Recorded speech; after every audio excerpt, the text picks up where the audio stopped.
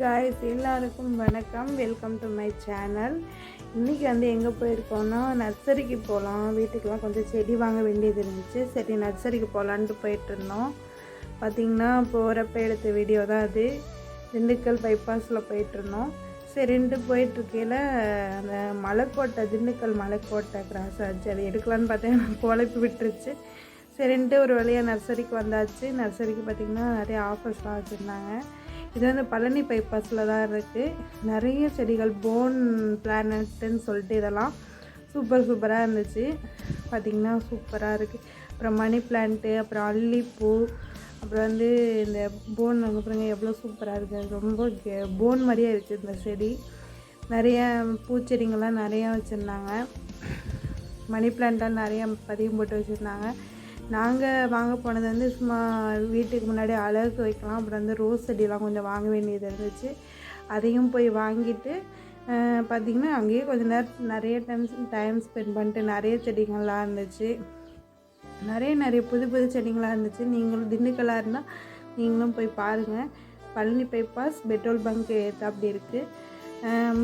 இது பார்த்திங்கன்னா இந்த அழகுக்காக கலராக இலை வருங்க இல்லையா, இந்த செடி தான் அது. இன்னுமே நிறைய செடிங்கள்லாம் அங்கே இருந்துச்சு. விலை கம்மி தான், அட்ஜஸ்ட் பண்ணிக்குவாங்க.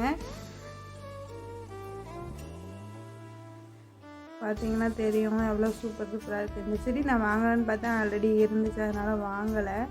நான் முல்லைப்பூ, சம்மங்கி பூ, அப்புறம் காக்கரட்டான் பூ, அப்புறம் ரோஸ் செடி ஒரு 6-7 கலர். இந்த வெயில் காலனால் பூக்கள் அதிகமாக இல்லை, பூக்கள் இல்லாத செடி தான் இருக்குது அப்படின்னு சொல்லிட்டு சொன்னாங்க. சரி நீங்களே நல்ல செடியாக எடுத்து கொடுங்கண்ணா அப்படின்னு சொல்லிட்டு எடுத்துகிட்டு வந்தோம். நல்லா ஒரு பெரிய பூவாக தான் வாங்கிட்டு வந்தேன். சின்ன பூ குட்டியாக பூக்கிறது அது ஒரு மாதிரி இருக்குது. அதனால் பெருசாக நான் பாப்பாவுக்கு வைக்கிறதுக்காக வாங்கினேன்.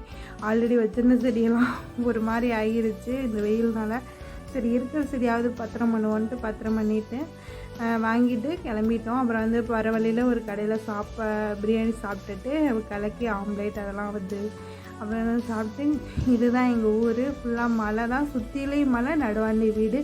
அதனால் சூப்பராக இருக்கும் வியூஸ். பார்த்திங்கன்னா எங்கள் ஊருக்கு ஒரு வழியாக வந்துட்டோம்.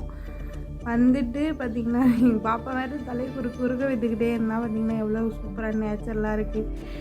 அப்புறம் இந்த செடியெல்லாம் அரேஞ்ச் பண்ணி வச்சிட்டோம் வீட்டில். இப்படி தான் இருந்துச்சு. இது